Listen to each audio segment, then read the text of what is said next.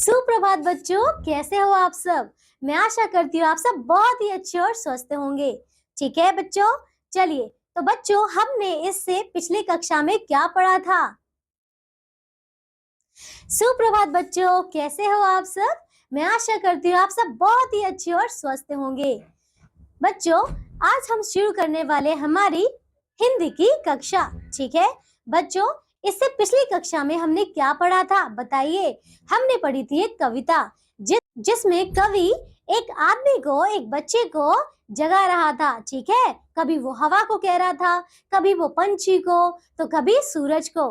चलिए बच्चों, तो आज हम शुरू करने वाले हमारा अध्याय नंबर 2। ठीक है, और इसका नाम है भगत सिंह। ठीक है, चलिए बच्चों, भगत सिंह का नाम तो आपने सुना ही होगा, है ना। चलिए तो उन्हीं के बारे में हम इस अध्याय में पढ़ने वाले हैं। आइए सबसे पहले देखते हैं पाठ का सार। ठीक है, चलिए बच्चों देखिए, इस पाठ में भगत सिंह के बाल्यकाल का वर्णन किया गया है। ठीक है, हमें उनके जीवन से प्रेरणा लेनी चाहिए। उनका हमारे देश की स्वतंत्रता में बहुत बड़ा योगदान था बच्चों। ठीक है, तो बच्चों जो भगत सिंह जी थे वो बहुत ही ज्यादा कुशल व्यक्ति थे। ठीक है, मतलब उन्होंने हमारे देश को स्वतंत्रता दिलाने में काफी मेहनत की थी। ठीक है, और इसी तरह उन्होंने अपने प्राण भी त्याग दिए थे। तो चलिए बच्चों शुरू करते हैं। आइए, 5 नदियों की स्वर्ण भूमि पंजाब। स्वर्ण भूमि मतलब सोने की भूमि। ठीक है, तो अपनी समृद्धता और नरसिंहों के लिए सदैव से जानी जाती रही है। इसी पंजाब के एक गांव में एक व्यक्ति गोद में अपने नन्हे से बेटे को लिए खेतों की ओर जा रहा था। तो बच्चों क्या हुआ, इसमें बात कर रहे हैं हम पंजाब की। ठीक है, तो पंजाब को स्वर्ण भूमि कहा जाता था। ठीक है, और उसी में बात कर रहे हैं कि एक व्यक्ति जो अपने नन्हे से बेटे को गोद में लिए जा रहा है खेतों में। ठीक है, चलिए अब आगे देखिए। खेत में पहुंचकर उस व्यक्ति ने अपने बालक को गोद से उतारकर जमीन पर खेलने के लिए छोड़ दिया और स्वयं एक मजदूर से बातें करने लगा। कुछ देर बाद जब उसकी दृष्टि बालक पर गई तो देखा कि वह खेत की पोली जमीन पर घुटनों के बल बैठा हुआ उसमें कुछ लकड़ियों के टुकड़े गाड़ रहा है। ठीक है, पिता ने हंसते हुए बेटे से पूछा, क्या कर रहे हो बेटा। तो देखिए कितनी अच्छी बात कही गई है।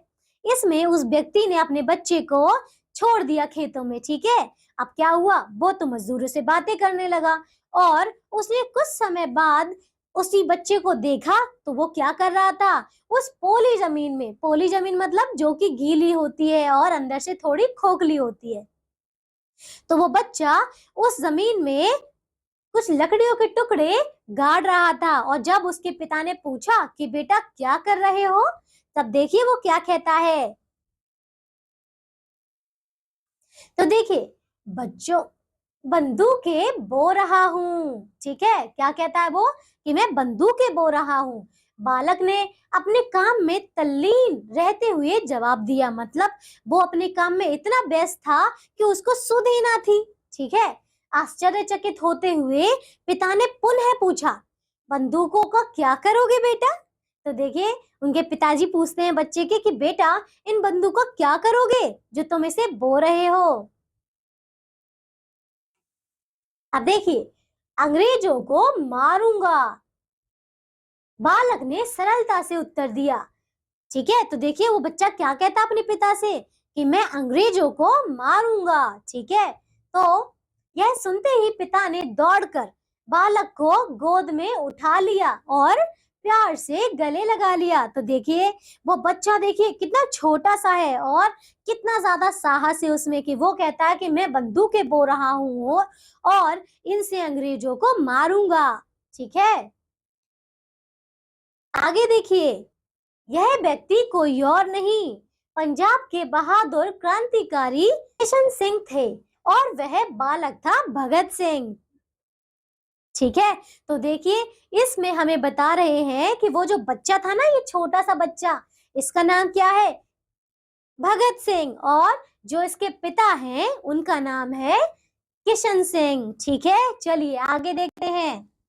अब क्या हुआ, सरदार भगत सिंह का जन्म 28 सितंबर 1907 को पंजाब के जनपद लायलपुर, अब पाकिस्तान हो गया है, जो कि ठीक है वो पाकिस्तान में है, कि बंगा नामक गांव में हुआ था। तो पता चला आपको कि भगत सिंह जी का जन्म कहाँ हुआ था। देखिए 28 सितंबर 1907 को हुआ था। ठीक है, ये था जनपद लायलपुर। ठीक है, जनपद लायलपुर जो कि अब पाकिस्तान का भाग बन चुका है। ठीक है, उसमें एक बंगा नामक गांव है, उसमें हुआ था। उस समय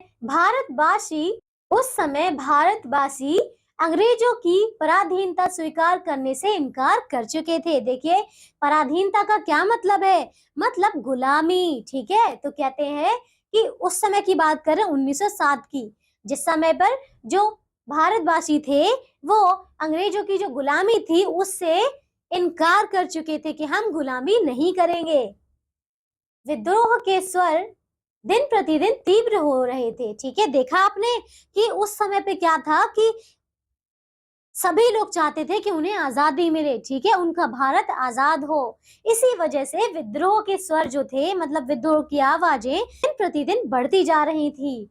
पहला आंदोलन अहिंसक था, जिसके अंतर्गत बंगाल में विदेशी वस्तुओं का बहिष्कार और स्वदेशी का प्रचार जोर पकड़ चुका था। इसे कांग्रेस के वरिष्ठ नेताओं का नेतृत्व प्राप्त था। तो देखिए क्या कह रहे हैं यहाँ पे कि आंदोलन जो था पहला, जो सबसे पहले हुआ था आजादी के लिए, वो कैसा था, अहिंसात्मक था, मतलब उसमें कोई भी हिंसा नहीं थी।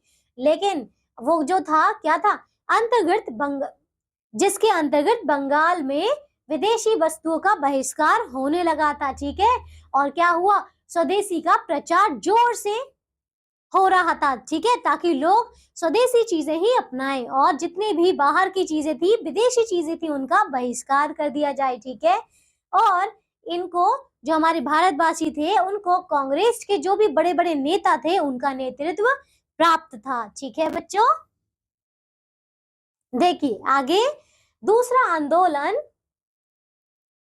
आंदोलन खुला हिंसात्मक विद्रोह था। ठीक है, तो देखिए अब कहते हैं कि पहला तो अहिंसात्मक था, लेकिन जो दूसरा हुआ वो बहुत ही ज्यादा हिंसात्मक था, मतलब उसमें हिंसा थी। ठीक है, पंजाब में इसको प्रभावशाली नेतृत्व प्रदान कर रहे थे भगत सिंह के चाचा सरदार अजीत सिंह व सरदार स्वर्ण सिंह। ठीक है, तो देखिए आप कह रहे हैं कि जो दूसरा आंदोलन हुआ था जो कि हिंसात्मक था, उसमें कौन नेतृत्व कर रहे थे, भगत सिंह जी के चाचा।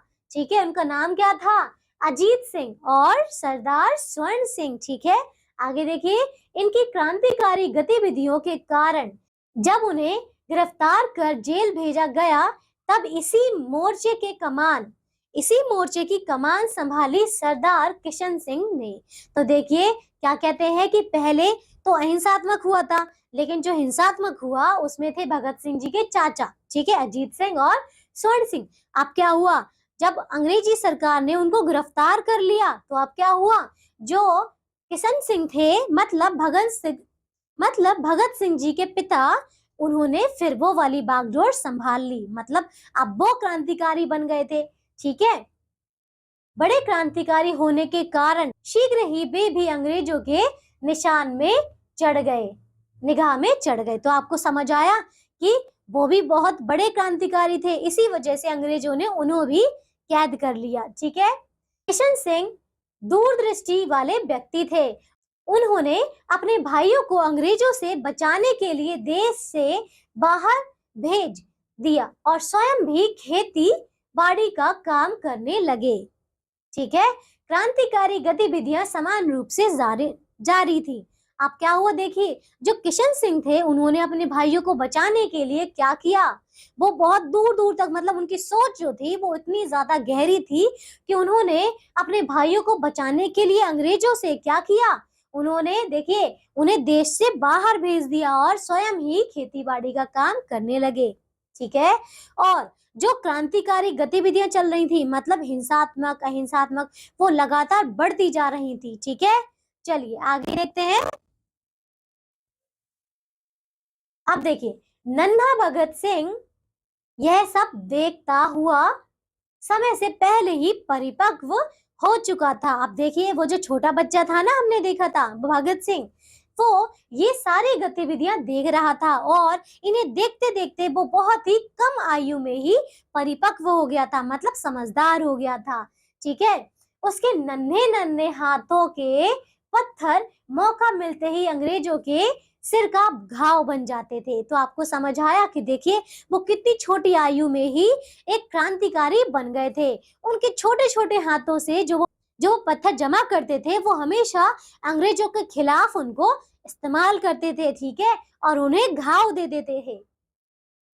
सन 1921 में महात्मा गांधी ने असहयोग आंदोलन सन 1921 में महात्मा गांधी ने असहयोग आंदोलन हेतु युवा पीढ़ी एवं समस्त देशवासियों का आह्वान आह्वान किया। तो देखिए, अब क्या कह रहे हैं कि सन 1921 में जो महात्मा गांधी थे, उन्होंने असहयोग आंदोलन शुरू किया था। असहयोग आंदोलन शुरू किया था और समस्त जो युवा पीढ़ी थी, ठीक है, उसको अपने और क्रांति में आने के लिए आह्वान दिया था, मतलब बुलाया था। ठीक है, अब देखिए, भगत सिंह जी, ठीक है, भगत सिंह जो हजारों नौजवानों की भांति अपनी पढ़ाई लिखाई छोड़कर देश सेवा में जुट गए, परंतु चौरी चौरा की हिंसा से चौरी चौरा की हिंसा से आहत होकर महात्मा गांधी ने आंदोलन बीच में ही वापस ले लिया। अब क्या हुआ, देखिए, महात्मा गांधी जी ने जो असहयोग आंदोलन शुरू किया था, लेकिन ये चौरा चौरी नामक एक हिंसात्मक क्रांति हुई थी उस समय पर। उन्होंने, गांधी जी ने, ये जो असहयोग आंदोलन था वो वापस ले लिया था। ठीक है, लेकिन जो हमारे भगत सिंह जी थे और जो हजारों नौजवान थे, वो क्या हुए, वो इससे बहुत ही निराश हुए होंगे, है ना। चलिए आगे देखते हैं। ठीक है, आइए। तो देखिए, अंग्रेजों की शक्ति बढ़ चुकी थी। ठीक है, यह देखकर भगत सिंह का खून खौल उठा। अब देखो, हमने देखा ना कि भगत सिंह जी जो थे, वो बहुत ही ज्यादा क्रांतिकारी थे और वो शुरू से ही अपने देश को आजाद करने में लगे हुए थे। आप देखिए क्या हुआ कि जो अंग्रेज थे, उनकी जो शक्ति थी वो बढ़ती ही जा रही थी। इसी को देखकर भगत सिंह का खून खौल रहा था, मतलब वो बहुत ही ज्यादा गुस्से में थे। वह खुलकर क्रांतिकारी गतिविधियों में संलिप्त हो गए। ठीक है, ऐसे समय में लाला लाजपत राय और कुछ लोग आगे आए। ठीक है, तो ऐसे क्या हुआ, जब वो क्रांति चल रही थी, तो उसका विद्रोह करने के लिए, अंग्रेजों का विद्रोह करने के लिए लाला लाजपत राय और ऐसे ही बड़े क्रांतिकारी सामने आए। ठीक है, उन्होंने देश भर की नेशनल कॉलेजों में विद्यार्थियों को शिक्षा के साथ उनकी क्रांतिकारी विचारधारा को सही दिशा का काम भी किया। ठीक है, सही दिशा देने का काम भी किया। तो समझ आया बच्चों, क्या किया उन्होंने। देखिए, सभी जो देश भर के कॉलेजों में पढ़ रहे विद्यार्थी थे, उन सबको शिक्षा के साथ साथ जो हमारी क्रांतिकारी विचारधारा थी उसके लिए अवगत कराया। ठीक है, और देखिए, भगत सिंह अब पूरी तरह से क्रांतिकारी विचारधारा में रंग चुके थे। ठीक है, तो जो हमारे भगत सिंह जी थे, वो बहुत ही ज्यादा क्रांतिकारी बन चुके थे। ठीक है, चलिए आगे देखें। एक ओर वे पढ़ाई में आगे बढ़ रहे थे, तो दूसरी ओर पिस्तौल का निशाना भी अचूक होने लगा था। अब देखिए क्या हुआ कि वो अपनी पढ़ाई तो कर ही रहे थे, साथ साथ वो पिस्तौल को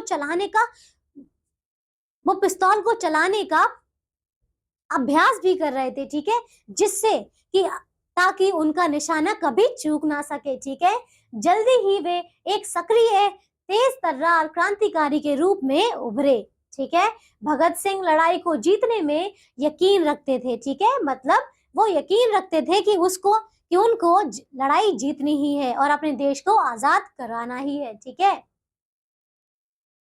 वे आंखें मूंद कर भिड़ जाने के पक्षपाती थे। तो मतलब वो चाहते थे कि बस अपने देश को किसी भी तरीके से आजाद कराया जाए, ठीक है। प्राय पुलिस की आंखों में धूल झोंक कर निकल जाते थे, ठीक है। मतलब वो इतने ज्यादा तेज तर्रार हो गए थे कि वो पुलिस की आंखों में भी धूल झोंक देते थे, ठीक है। इसी बीच में 29 जुलाई 1927 को भी पुलिस को चकमा देकर लाहौर जाने वाली रेल में बैठ गए, परंतु लाहौर स्टेशन पर उतरने पर पुलिस ने उन्हें गिरफ्तार कर लिया, ठीक है। देखिए फिर क्या हुआ कि जब वो वहां से भागे तो 29 जुलाई 1927 को चकमा देकर भाग तो गए, लेकिन उन्होंने जैसे ही वो लाहौर स्टेशन पे उतरे पुलिस ने उन्हें पकड़ लिया, ठीक है। पुलिस को काकोरी कांड में उनके शामिल होने का संदेह था, परंतु सबूतों के अभाव में भगत सिंह को छोड़ दिया गया, ठीक है। मतलब उनके खिलाफ उन्हें कोई भी सबूत नहीं मिला था, तो इसीलिए पुलिस वालों ने उन्हें छोड़ दिया। चलिए बच्चों आगे देखें। अब क्या हुआ, सन 1928 में साइमन कमीशन के विरोध स्वरूप देश भर में प्रदर्शन और सभाएं हुई, ठीक है। अब साइमन कमीशन के ग्रुप में क्या हुआ, यहाँ पे विरोध स्वरूप देश भर में बहुत सारी ऐसे प्रदर्शन चल रहे थे, सभाएं चल रही थी, ठीक है।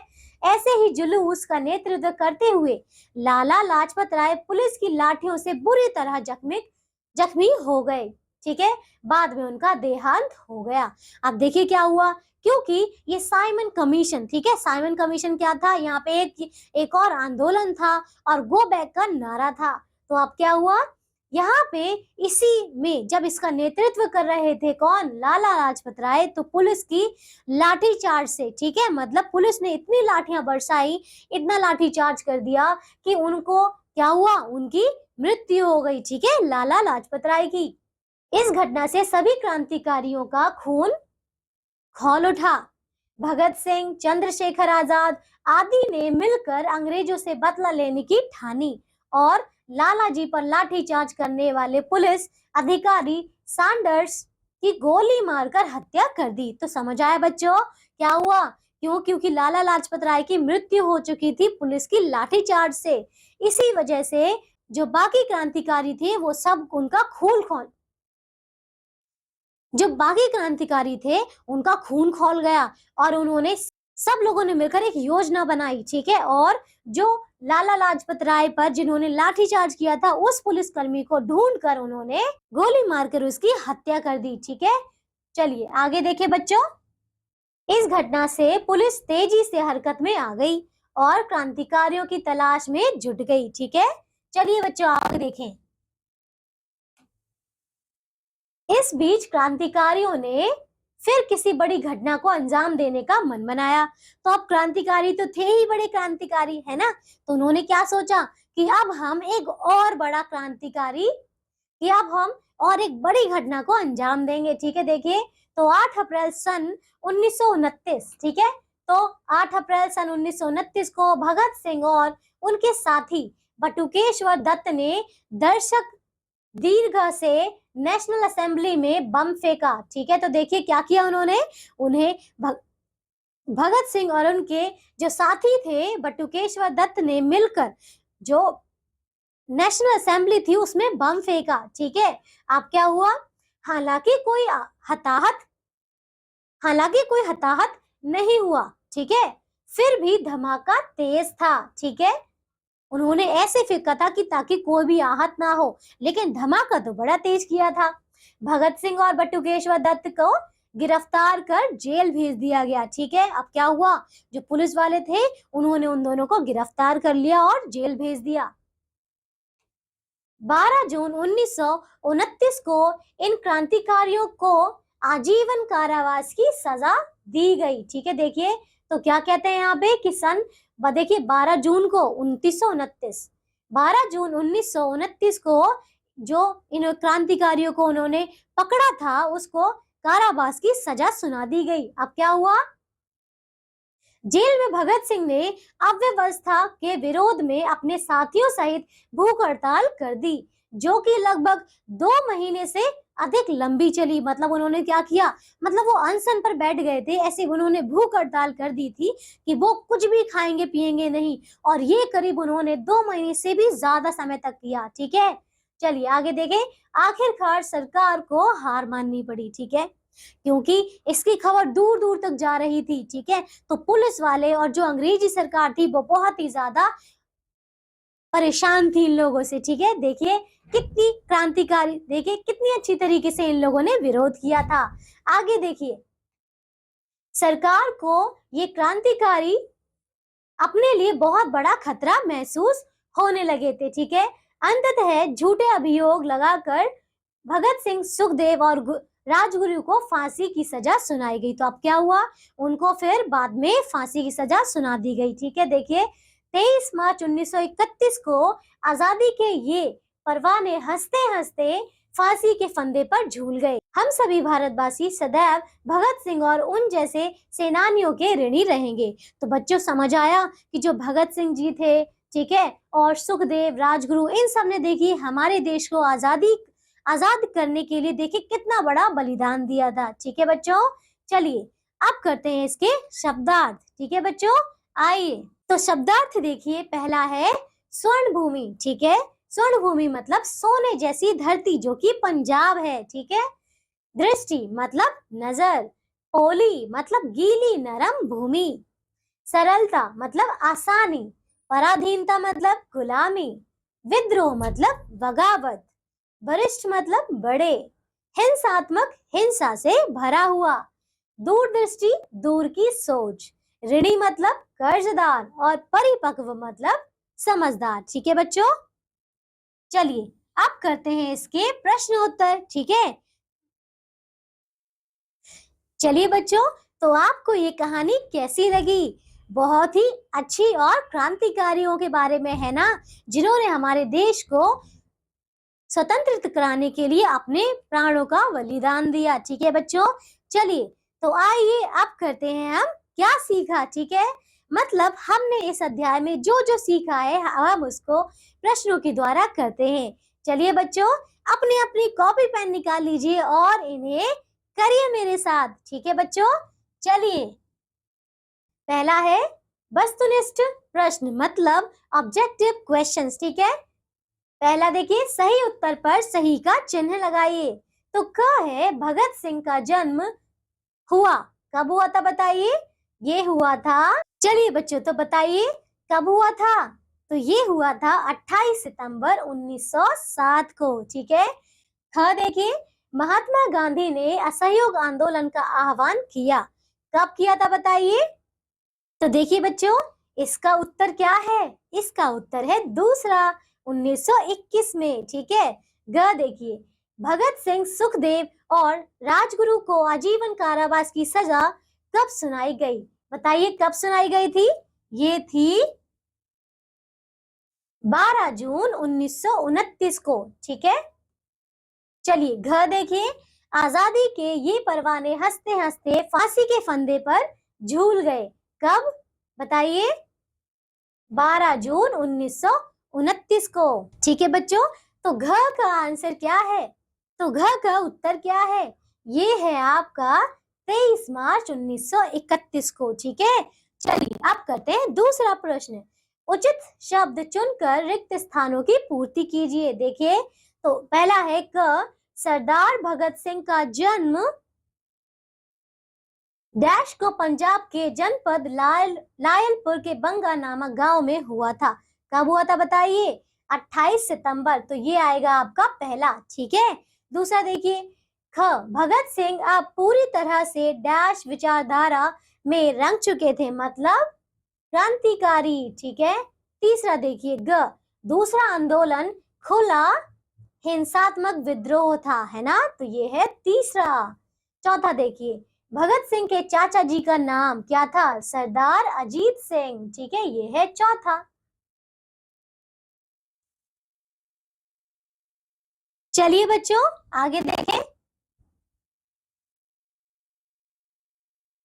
तीसरा है, सही वाक्यों के सामने तथा गलत वाक्यों के सामने, देखिए सही वाक्यों के सामने सही तथा गलत वाक्यों के सामने गलत का चिन्ह लगाइए। क है सरदार भगत सिंह एक किसान परिवार से थे। तो हाँ, ये तो बिल्कुल सही बात है। ख देखिए, किशन सिंह दूरदृष्टि वाले व्यक्ति थे, ये भी सही है। ग बताइए, भगत सिंह खेत में गेहूं बो रहे थे, क्या वो गेहूं बो रहे थे? नहीं, ये गलत है। घ देखिए, काकोरी कांड में भगत सिंह का हाथ था, बताइए। हाथ तो होगा लेकिन उनको उसके खिलाफ सबूत नहीं मिले थे, तो ये गलत है। ठीक है, ये देखिए जेल में हुई भूख हड़ताल लगभग 2 महीने से अधिक चली थी, है ना? ये तो सही है।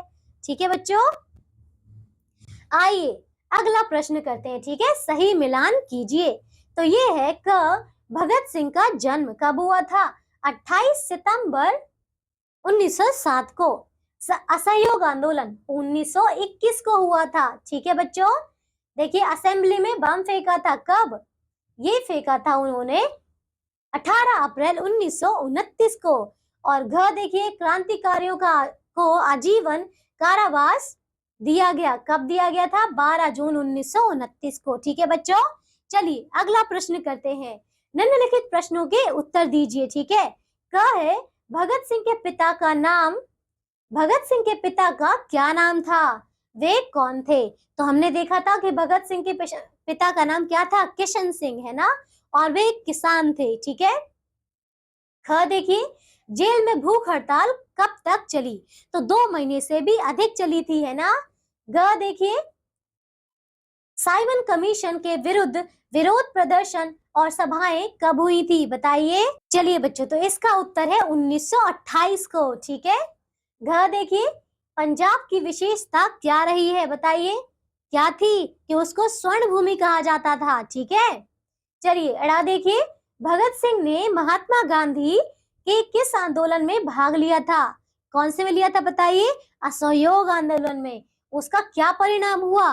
कि उन्होंने, महात्मा गांधी जी ने असहयोग आंदोलन वापस ले लिया था, है ना? च देखिए, लाला लाजपत राय की मृत्यु कैसे हुई थी? तो ये हुई थी कब? बताइए। तो ये हुई थी लाठीचार्ज से। ठीक है, कैसे हुई थी? लाठीचार्ज से, पुलिस के द्वारा। छ देखिए, लाला जी की मृत्यु का बदला किस प्रकार लिया गया? तो उन्होंने क्या किया था? जो भगत सिंह जी थे और उनके मित्र ने मिलकर उस पुलिस वाले को, जिसने लाला लाजपत राय पर लाठीचार्ज किया था, उसको गोली मार दी। ठीक है, और उसकी मृत्यु कर दी। अब जा देखिए, 8 अप्रैल सन 1929 को क्या हुआ था तथा इस घटना का क्या परिणाम हुआ? तो उन्होंने क्या किया था? भगत सिंह जी ने नेशनल असेंबली पे बम फेंका था, और इसमें कोई भी आहत तो नहीं हुआ था, लेकिन जोरदार धमाका हुआ था। ठीक है बच्चों, चलिए अब करते हैं मूल्य परक प्रश्न, मतलब वैल्यू बेस्ड क्वेश्चन। ठीक है, देखिए बच्चों, सोचकर बताइए यह कहानी हमें क्या प्रेरणा देती है? अपने शब्दों में लिखिए।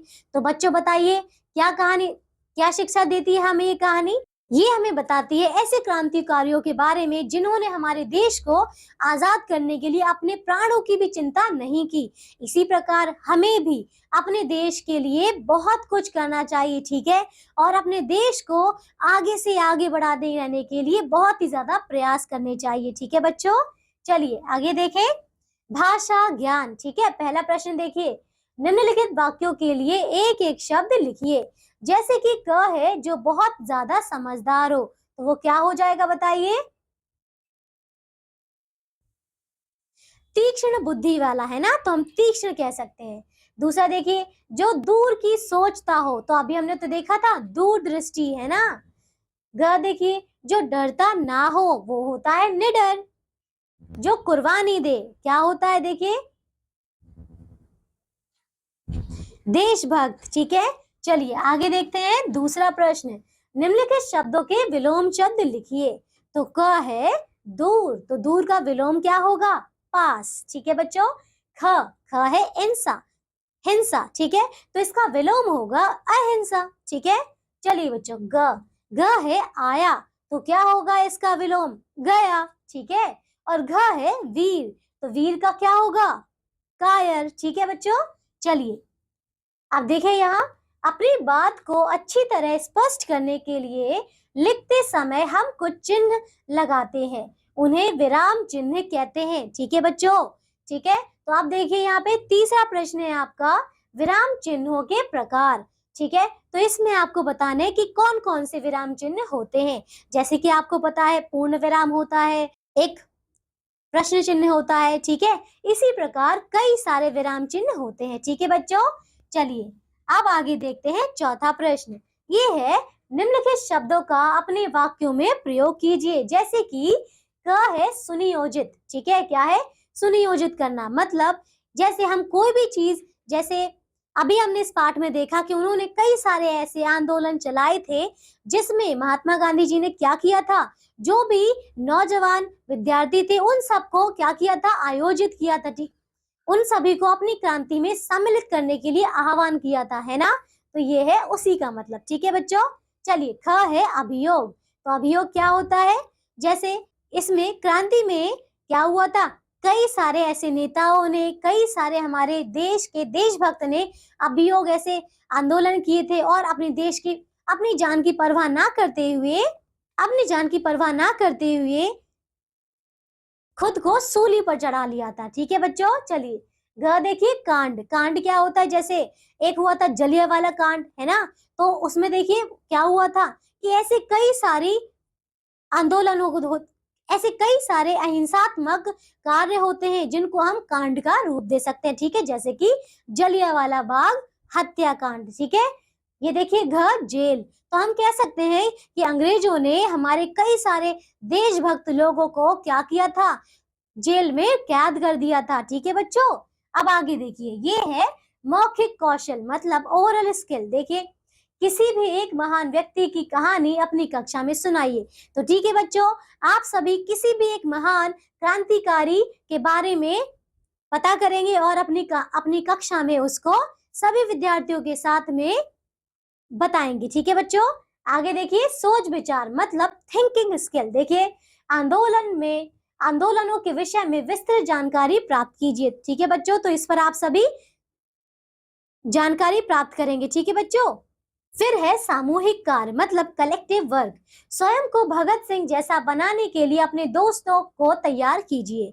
ठीक है बच्चों, तो आप लोग भी अपने अपने दोस्तों को इकट्ठा कीजिए और उनको बताइए कि हमें अपने देश को आगे बढ़ाने के लिए, उसकी उन्नति के लिए क्या क्या करना चाहिए।